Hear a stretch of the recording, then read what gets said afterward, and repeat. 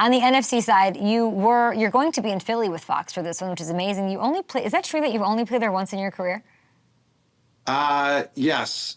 I think we played them twice, and I think I was hurt one of the games that was in Philadelphia at Lincoln Field. But I played them once, and I remember that play right there. I had a seam down the middle, and it was too high. And when it's too high, I got to bend it a little bit between the two safeties. And it was in the fourth quarter, and I didn't really have that good of a game yet. You know, I was on fire this year, and but I only had like 2 catches going into the fourth quarter, and that just solidified, you know, having another touchdown right there in my big year. So that was the only time I've ever played at Lincoln Field. That was 2011. Is that not insane? 2011, insane. Week 12. Hold on, Kay. Did you see that speed, though, up that seam right there? Let's see. I want to. Not really. I was trying to figure out what the date was. So this was okay. Walk me through this. What do you remember? All right, so that's cover 5. So the linebacker has me. So I just ran right by the linebacker. I smoked him, and then I got to split the safeties because it's they're playing too high. Then you got to get in the middle of them. And Tom knows this is the bread and butter route. He knows I love to run this route. And boom, he just fed me right up the middle. And kaboom, touchdown, Gronk spike. We love that. You ended up with 4 grabs for 59 yards and a touchdown, a young Rob Gronkowski. My producers tell me that Julian Edelman played cornerback in this game. Do we have the hit on Vince Young? Huge hit on Vince Young? I don't remember this. Oh, that's Julian playing the nickel position. He blitzed off the edge. Boom.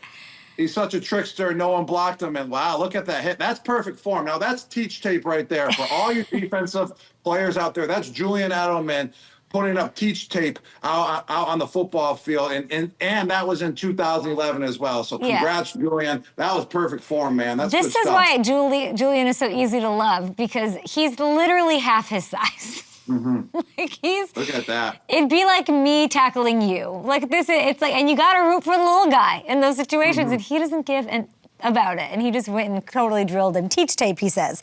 I want to ask you about this rookie's impressive.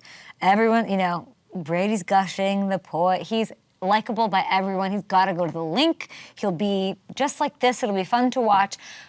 I would like to know, from your perspective in watching Jayden Daniels, and you kind of heard what I was saying about Zach Ertz, the connection between the two is really working, and when it counts. Can you dig into that a little bit? You got a rookie, you got a veteran receiver. He's been there in those big moments.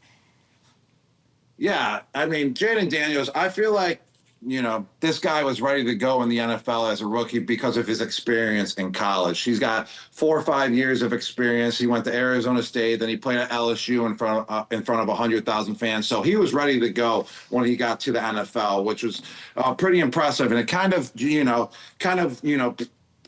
paves a path for other players as well in the college ranks, that you can stay in college and get more reps and get more experience and then be ready to go in the NFL, just like Bo Nix was. He's 24 years old as well, and he played 5 years in college. So on top of that, though, Jayden Daniels is also surrounded by, they did a great job. The Washington Commanders did a great job with this. He's surrounded by veteran players. You got savvy running back Austin Eckler. Mm-hmm. You got the vet in Zach Ertz, Zach Ertz is a super reliable tight end. He's underrated. He had over 100 catches one year with the Philadelphia Eagles. He's top 10 in most catches ever for a tight end. What's so special about him? Why is he underrated? Super Bowl champ, big plays, big moments, long career. Exactly. What do you notice about him? I would say that Zach Ertz is very decisive in everything that he does. He's not a guy that's going to go out there and make a 15, 20, 25-yard catch. He's going to keep the chains moving, and he's a red zone threat. Hold on, got a phone call coming. It's actually Julian Edelman calling me. Okay, Merge I calls. just hit decline. Sorry about that. It's all good. So Zach Ertz is very decisive. No. What could Julian want at 8:30 Western Pacific time?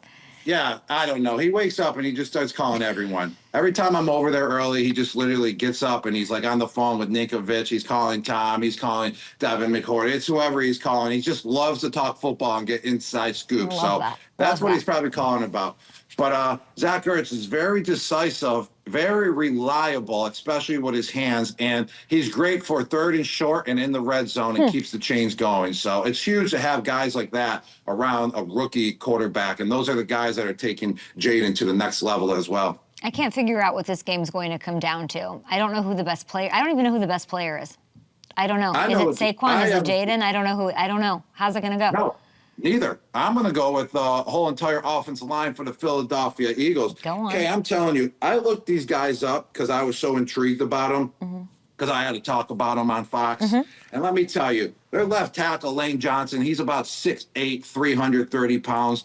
Their starting guards are all 6'6" to 6'8", and they're all over 320 pounds. And same with their other right tackle. And then Jurgen, their center, who's the smallest guy in the line, he's 6'3", 320. And these guys are fierce, they're mean, and they're street fighters out there on the field. So when you got an offensive line like that, you can control the whole entire game, and especially when you have a running back like Saquon Barkley. So that's why I'm going with the Philadelphia Eagles, because of that offensive line. They take no shizzle. No shizzle. They might send the Commanders home. It'll be very interesting to see what happens. They're 6.5-point faves at home.